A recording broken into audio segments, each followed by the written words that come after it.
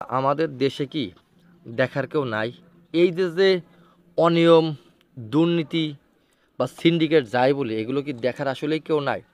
আমি কিন্তু গতকালকে একটা ভিডিও বানাইছি, সেটা হচ্ছে সয়াবিন তেল নিয়ে।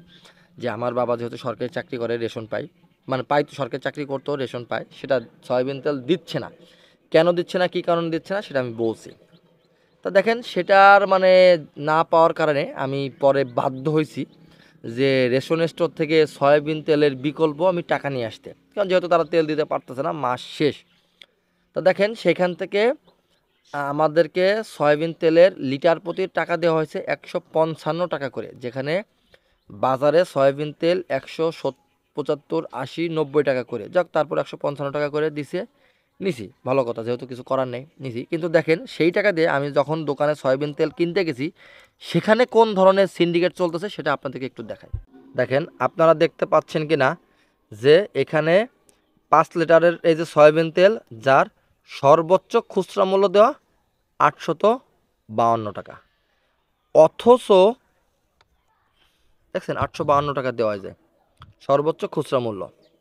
এটার উৎপাদন হয়েছে ডিসেম্বরের 17 তারিখে, এই বছর 24 সাল। তা এই যে 5 লিটার সয়াবিন তেলের বোতলে লেখা সর্বোচ্চ খুচরা মূল্য 850 টাকা, অথচ এই সয়াবিন তেলটাই আমাকে বাজার থেকে কিনতে হয়েছে 880 টাকা। মানে গায়ে যে মূল্য দেওয়া, তার থেকে আরও 30 টাকা বেশি দেয়। দোকানদার একটাই কথা, ভাই নিলে নেন, না নিলে না নেন। আমি বললাম যে ভাই, মূল্য দেওয়া 850 টাকা, 52 টাকা, আপনি 880 টাকা নেবেন কী জন্য? কয় ভাই, বাজারে তেল নাই, আমাদেরকে ডিলাররা তেল দেয় না, তেল কিনতে গেলে আরও সাথে আরও কিছু নিতে হয়, এই জন্য দাম বেশি, আপনি তেল নিলে নেন, না নিলে না নেন। কিছু করার নেই, কারণ আমি যদি এই তেল না নেই, আমি যদি বাজার থেকে খুচরা তেল কিনতে যাই, সেখানে আরও বেশি ভয়াবহতা, কারণ খুচরা তেলের বাজারে 190 টাকা করে। তার মানে আমি 5 লিটার কিনতে গেলে ওখানে আমাকে আরও লিটার প্রতি 15 টাকা করে বেশি লাগতেছে, কারণ এটা আমার 880 টাকাতে হচ্ছে আমার 175 টাকা করে পড়ছে, আর সেখানে আমার আরও 15 টাকা বেশি করে কিনতে হবে। তা দেখেন, এই হচ্ছে সিন্ডিকেটের অবস্থা, যে বোতলজাত যে তেল, সেটার গায়ে যে মূল্য, তার থেকে 5 লিটারে 30 টাকা বেশি নিচ্ছে। আর আমি এই একই তেল যদি আমি খুচরা কিনতে যাই, আমাকে 5, 15, 75 টাকা, মানে আরও 15 টাকা লিটার বেশি দিয়ে আরও 75 টাকা ভরতে হচ্ছে। অথচ এগুলো দেখার কেউই নেই, এই সিন্ডিকেট দেখার কেউই নেই। তা আমাদের এই যে ভোক্তা অধিকার বলি, বা এই যে আমাদের ভ্রাম্যমাণ আদালত বলি, নির্বাহী ম্যাজিস্ট্রেট যারা আছেন, এনারা কি করেন? এনারা এখন কি এগুলো দেখেন না? এই যে এনারা যে ঘুরে ঘুরে সব জায়গায় টহল দেন, বাজার মনিটরিং করেন, এগুলো দেখেন না? এগুলো কিন্তু দেখার কেউ নাই।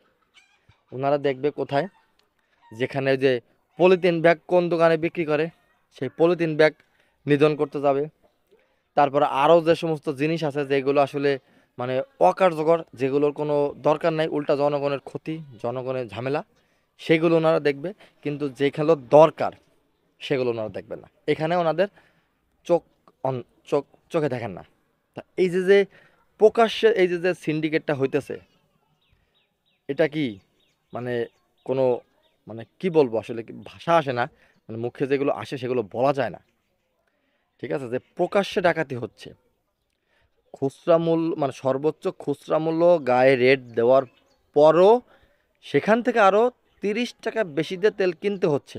আমি 30 টাকা বেশি দিয়ে কিনছি, জানি না অন্যদের কাছ থেকে আরও বেশি নিচ্ছে কিনা, কারণ আমি যে দোকান থেকে কিনি, আমি সেই দোকান থেকে সবসময় বাজারঘাট করি, বিদায় হয়তো বা আমার থেকে সে একটু কম নিতে পারে, হয়তো বা অন্যদের থেকে আরও বেশি নিতে পারে। এবং দোকানদার আমাকে এটা পর্যন্ত বলছে, ভাই তেল আমরা সাধারণত এভাবে বিক্রি করি না, আমাদের তেল পিছনে গোডাউনে স্টক করা আছে, আপনি সবসময় আসেন বিধায় আপনাকে তেল দিলাম, কিন্তু সাধারণ ক্রেতা আসলে বলে যে তেল নেই। এটা উনি আমাকে নিজ মুখে বলছে। তার মানে হয়তোবা যদি অপরিচিত কেউ যায়, হয়তোবা তেল দেয় না, এই বোতলজাত তেল, আর দিলেও বেশি টাকা নেয়। এইখানে কি কোনো তৎপরতা আছে? এই সরকার বলি বা সরকারের যারা কর্মকর্তা আছে, তাদের কোনো তৎপরতা আছে? বা এই যে তেলের যে দুর্নীতি সিন্ডিকেটটা চলতেছে, এটাকে কিভাবে নিধন করা যায়, এটাকে কিভাবে পরিবর্তন করা যায়, বা তেলের দাম কিভাবে মানে মূল্য কমানো যায়, এটা নিয়ে সরকারের কোনো মাথা ব্যথা আছে? সরকারের এগুলো নিয়ে মাথা ব্যথা নেই। সরকার আছে ওই সেন্ট মার্টিন দ্বীপে যাওয়া বন্ধ নিয়ে, সরকার আছে ওই পলিথিন ব্যাগ নিষিদ্ধ নিয়ে, আর সরকার আছে আইল ঠেলা নিয়ে। কোথায় সংস্কার করতে হবে, কোথায় সে আওয়ামী লীগের নেতাকর্মীদের নামে মামলা দিতে হবে, মকদ্দমা দিতে হবে, আবার মানে এগুলো তখন বলাটাও দায়, বলতে গেলেও ঝামেলা, বলতে গেলে নাম শুনতে হয় কি, যে স্বৈরাচারী সরকারের, ফ্যাসিস্ট সরকারের বাচ্চাটা দালাল।